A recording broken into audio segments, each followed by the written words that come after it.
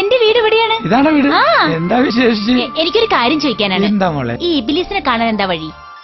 ഇബിലീസിനെ കാണാൻ എന്താ കാര്യം? അല്ല, ഞാൻ ഈ ഇബിലീസിന് ചോറ് കൊടുക്കാതെ നേർച്ച നേർന്നിട്ടുണ്ടേ.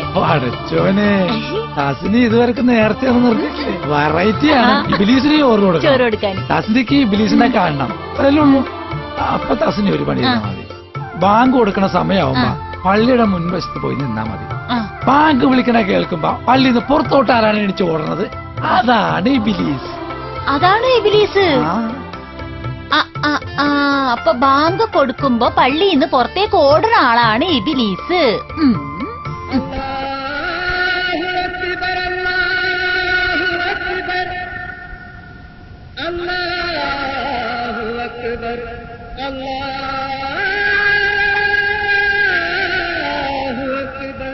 അസ്സലാമു അലൈക്കും.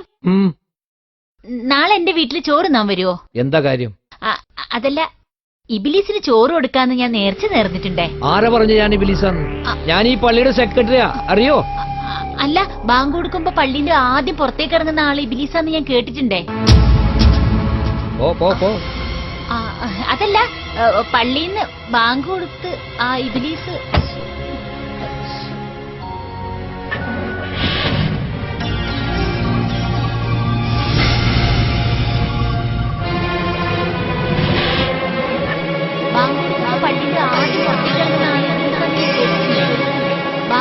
പള്ളിന്റെ ആദ്യം പുറത്തേക്ക് ഇറങ്ങുന്ന ആള് ഇബിലീസാന്ന് ഞാൻ കേട്ടിട്ടുണ്ടേ.